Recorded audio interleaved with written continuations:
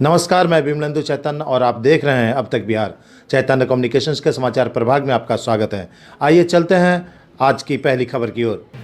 SC व OBC के हक के लिए निकाली गई पदयात्रा गया के अंबेडकर पार्क से शुरू होकर जहानाबाद के कुर्था में होगा समापन।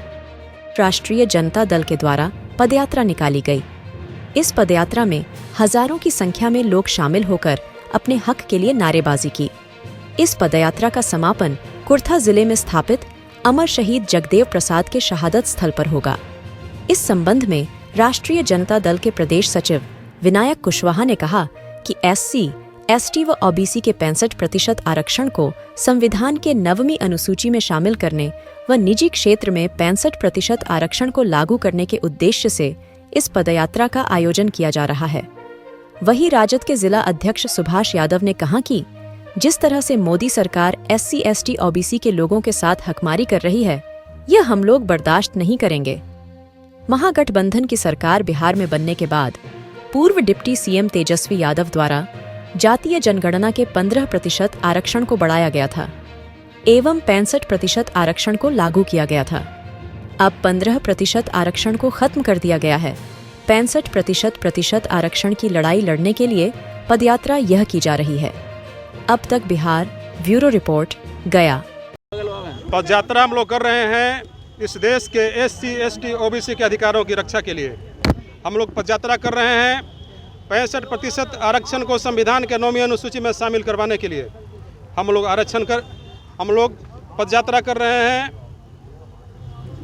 निजी क्षेत्र की नौकरियां में 65% आरक्षण को कोटिवार लागू करवाने के लिए। जिस तरह से केंद्र की मोदी सरकार और बिहार में नीतीश कुमार की सरकार ने आरक्षण को न्यायालय के सहारा लेकर नष्ट करने का काम किया है, हम लोग बर्दाश्त करने वाले नहीं हैं। और आज हम लोग पदयात्रा की शुरुआत कर रहे हैं, जो गया से अभी बाबा साहब भीमराव अंबेडकर के प्रतिमा पर माल्यार्पण किए और यहाँ से हम लोग पूरे साथियों के साथ कुर्था तक जाएंगे। और आपके माध्यम से सारे आम जनता से अपील करते हैं कि भारी से भारी संख्या में इस यात्रा में जुड़े, क्योंकि हम लोग लड़ाई 85% गरीब, पिछड़े, कमज़ोर, दलित लोगों की लड़ाई लड़ रहे हैं। और सबसे मजबूत पक्ष हम लोग का ही है कि 17 महीने में तेजस्वी यादव की सरकार जिस समय बनी थी महागठबंधन का, उस समय जातीय जनगणना करवाया गया और जातीय जनगणना के रिपोर्ट के आधार पर 15% आरक्षण बढ़ाया गया, जिससे माननीय उच्च न्यायालय ने रद्द किया। उसी आरक्षण को हम लोग लागू करवाने के लिए केंद्र की सरकार, मोदी की सरकार, जो एससी, एसटी, ओबीसी विरोधी है, उस सरकार को चेताना चाहते हैं कि अविलंब इसको 9वीं अनुसूची में शामिल करो।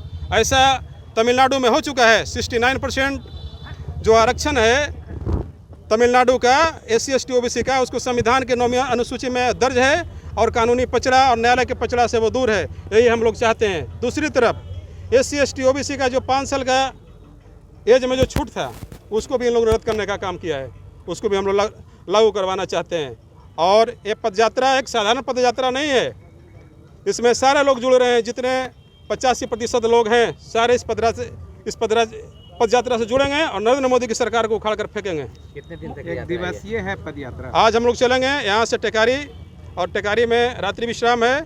इसके बाद हम लोग दूसरे दिन कल कुर्था अमर शहीद जगदेव प्रसाद, जिन्होंने 90% लोगों की लड़ाई लड़ा था, वहाँ पर हम लोग समापन करेंगे। अच्छा, मोदी सरकार ने विशेष राजनीति को नकार दिया है, नीतीश के लोग मांग। मोदी सरकार का यही काम है। मोदी सरकार 5 किलो अनाज देकर इस देश के जो 85-90% जनसंख्या जो गरीब है, पिछड़ा है, कमज़ोर है, उसको बरगलाना चाह रही है और बरगला करके आरक्षण को खत्म कर रही है। आज कलेक्टेरिएट से चल करके हम लोग टेकारी जाएंगे और रात्रि विश्राम टेकारी में होगा।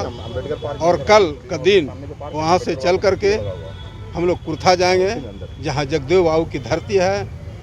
जो मरते मर गए, उन्होंने शोषित, वंचितों, दलितों, अल्पसंख्यकों की लड़ाई लड़ते लड़ते जो नारा था कि 100 में 90 भाग हमारा है, वहाँ तक हम लोग जाएंगे। और ये जो पद यात्रा है, साधारण पद यात्रा नहीं है। देश हित, राज्य हित के लिए सारे राष्ट्रीय जनता दल के महागठबंधन के लोग ने निर्णय लिया कि बिहार खतरे में है, देश खतरे में है। अगर डबल इंजन की सरकार जिस तरीके से अनदेखी कर रही है न्यायालय को सहारा लेकर के, तो जनता जाग चुकी है। इसलिए न्यायालय से भी आग्रह करते हैं, भारत सरकार और बिहार सरकार से, आग्रह करते हैं कि जिस तरीके से महागठबंधन के सरकार में 65% आरक्षण जो मिला था उसी तरीके से बरकरार रहना चाहिए और नौकरियों में भी प्राइवेट सेक्टर में जो नौकरियां हैं उसमें भी आरक्षण मिलना चाहिए, क्योंकि 85% दलित महादलित ओबीसी का आबादी है और 15% वाले ने कितना आरक्षण ले रखा है सर्वविदित है। तो मैं इसीलिए हम लोग राष्ट्रीय जनता दल महागठबंधन के लोग पद यात्रा कर करके देश को आगाज कर रहे हैं, बिहार को आगाज कर रहे हैं कि जल्द से जल्द 9वीं सूची में आरक्षण को लागू कर करके जनहित का काम करे, नहीं तो आंदोलन यहाँ से लेकर के दिल्ली तक हम लोग पहुँचेंगे। अजय दांगी, राजद नेता।